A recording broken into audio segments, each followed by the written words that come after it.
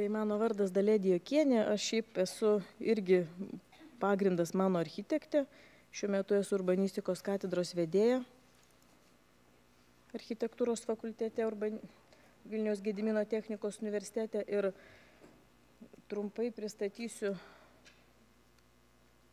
šitas toks.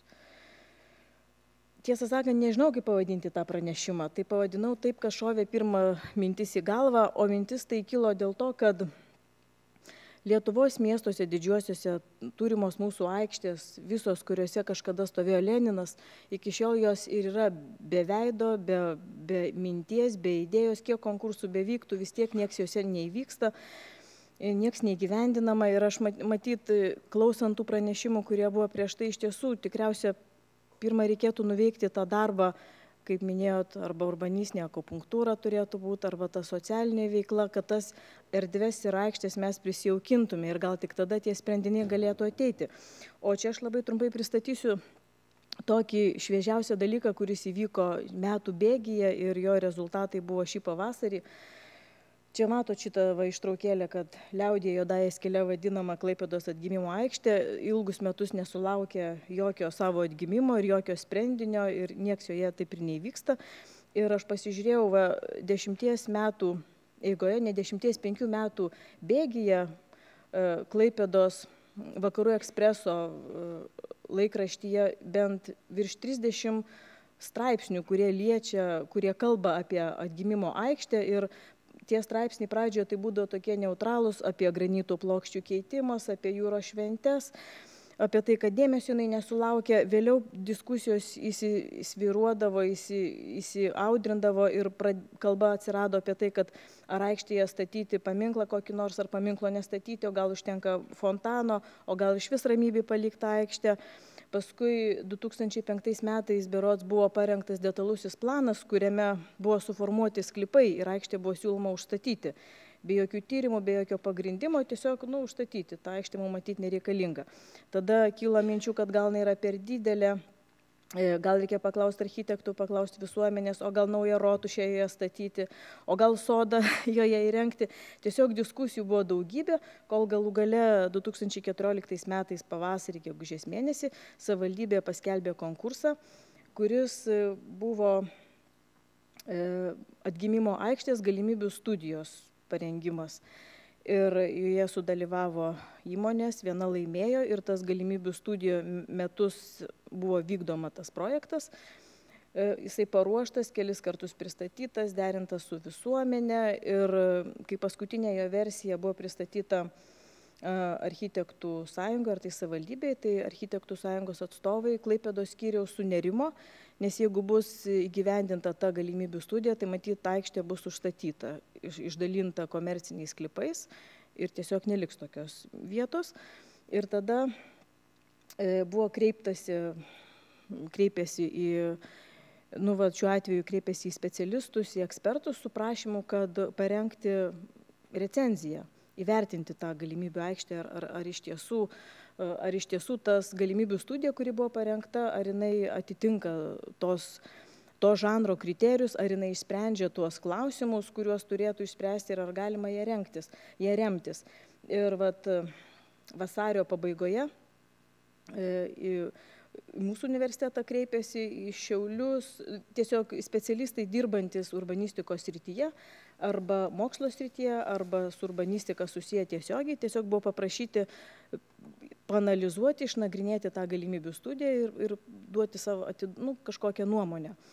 Tai išnagrinėjus tą galimybių studiją, buvo ta recenzija paruošta, beveik 20 puslapių recenzija, kuri buvo vėlgi pristatyta Klaipėdos visuomeniai, architektų sąjungoje ir atstovai ir iš savivaldybės yra buvę ir vėlgi tada kilo nauja banga straipsnių ir žinių ir laikraštyje buvo rašoma, kad vadinasi atgimimo aikštės vizija, kuri parengta, yra vėlgi neteisinga ir kad taip elgtis negalima. Ir tada aktyviausi visuomenės bendruomenės atstovai vėl sukrūto, nes tik tai tada lyg ir atsibudo ir pamatė, kad pasirodo užstatyta aikštė, nori tą galimybių studiją besiremiant. Ir šį pavasarį tas, kaip ta recenzija, jinai kaip ir sustabdė tą tolimesnį procesą.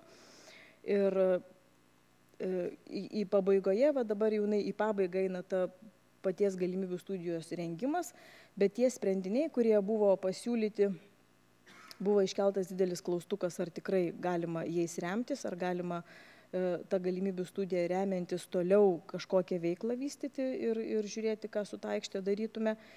Ir paskutinė žinutė, kurią šviežiausiai teko aptikti, tai yra tai, kad matyt užstatymo nebus, užstatymas bus neprojektuojamas, neplanuojamas ir kol kas lieka jinai tokia, kokia yra ir matyt lauks tolimesnės eigos arba lauks tolimesnių idėjų ir tų sprendimų. Ir mano ta mintis, kad galimybių studija, kaip čia pasakyti, iš tiesų nurengia profesionalai, turintys žmonės atestatus, turintys viską, su kuo galima dalyvauti viešuose pirkimuose, juos laimėti ir paskui tą darbą atlikti. Tačiau nei tie diplomai, nei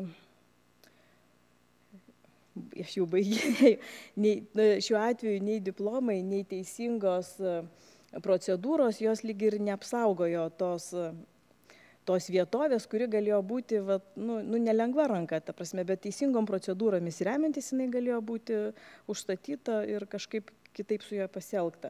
Ir čia aš dabar nebepristatysiu, čia tiesiog buvau pasiruošus dar trumpą pristatymą, kokia tvarka galėtų tai būti ir kaip pas mus Lietuvoje šiuo metu yra pirmą reglamentuojama, paskui bandoma tą reglamentą įteisinti, parodyti ir dar kažkaip, ir kaip tas procesas pradžioje turėtų būti galimybių studijos modeliavimas ir tik vėliau tie reglamentai ir kad išvengtume tų klaidų, kurios mieste gali įvykti labai didelės.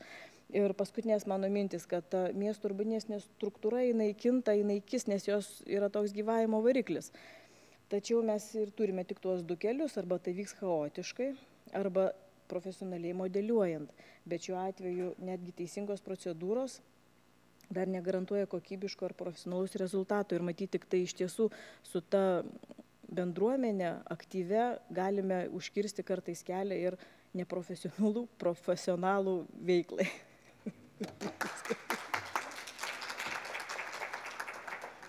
Ačiū, kas turi klausimą dalį, prašau. Aš iš tikrųjų norėčiau, kad trumpai pristatytume tą dalį, kaip kolegė, kas man atrodo čia įdomiausia dalis, nes mes turim dar 5 minutės. Jo, aš jau supratau, kad viskas jau... Ai, aš supratau. Ne, tai čia labai trumpa ta dalis, ta prasme, ta dalis, aš gal daugiau tą problemą orientavausi.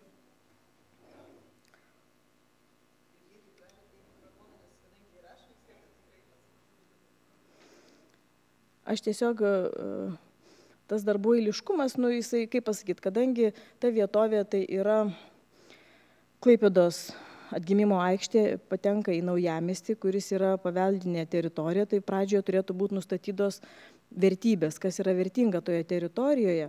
Vėliau turėtų būti rengiamos tos galimybių studijos ir plėtra modeliuojama. Ir tik paskui atsirastų reglamentai kaip detalūs planai. O šiuo atveju tai čia iš pradžių buvo detalus planas prieš 10 metų atsiradęs. Ir paskui vos ne jo pagrindimui jį pagrysti buvo rengiama galimybių studija. Ta prasme, tie veiksmų eiliškumas buvo visiškai atvirkštinis, negu jisai turėtų būti. Vėlgi iš kitos pusės, tam, kad tą rezultatą pasiektume, aš čia kalbu tik iš tos profesinės pusės, kad yra mes turėtume tuos etapus kaip analitinė dalis, konceptualioji ir vėliau projektas. Ir mes turime pamirštų dalykų, kaip pavyzdžiui, Miškinis prieš 20-30 metų, jau jis tada buvo parengęs projektų rengimo, didesnių urbanistinių projektų rengimo metodika, kuri visiškai dabar nebenaudojama, kurioje yra nustatomos tų vertybių nustatymas, vėliau kaip tas modeliavimas galėtų būti, o mes šiuo atveju turim štai tokius dalykus, kaip pavyzdžiui Vilniaus paveldotraukos projekto koncepcija, kur yra, matot, yra nusakyta, ką daryti.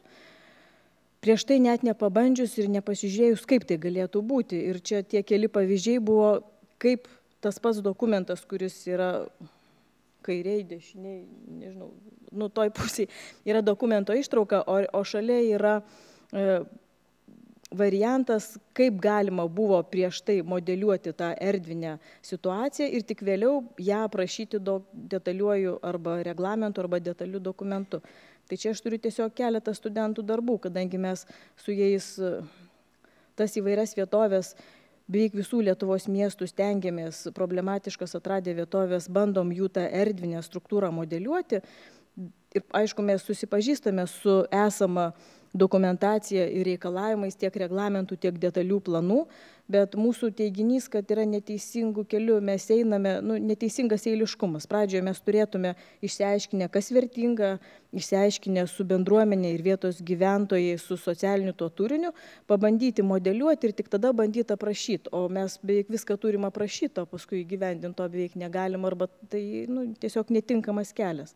Tai čia yra keletas pavyzdžių, kur pradžioje mes modeliuojame tas erdves ir tik vėliau siūlytume aprašyti jas teisiniais dokumentais.